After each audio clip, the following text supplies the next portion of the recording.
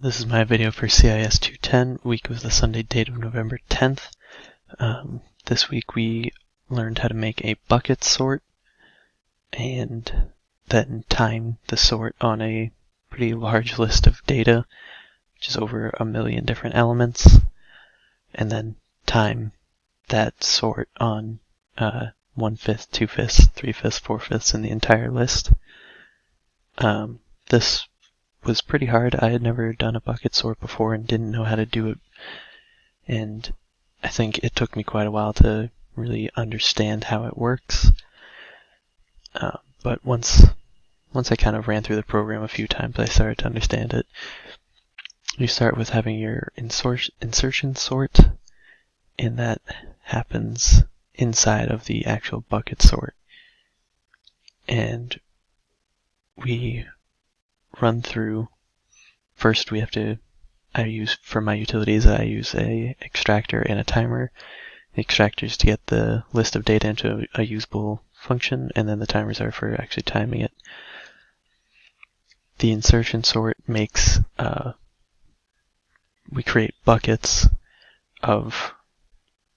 Normally, when people do bucket sorts, they're numbers 0 to 1, and so you have 10 buckets of 1/10 of a second, or 1/10 for each bucket. Obviously, with the numbers in our data list, they range from somewhere in the negatives to millions, and so the buckets are a bit more confusing to make.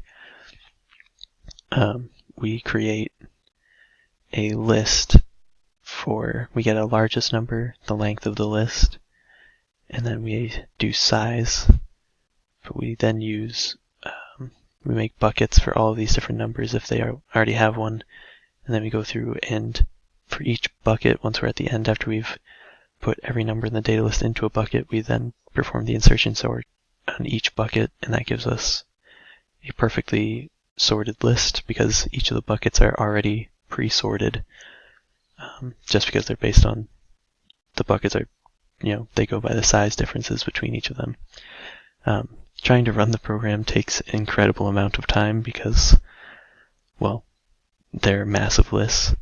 Even just 1/5 of the list takes quite a while to run, so I don't actually have any timing on how long it takes because bucket sorts are a pretty long program. They have a time complexity of n², I think, and so they take a very long time to run at this size. So I don't actually have the timing on it, but it's quite a while. The program is pretty simple on its face. There's not too much going on, and once you know how to do it, it's pretty easy to remember. And that's the end of this video.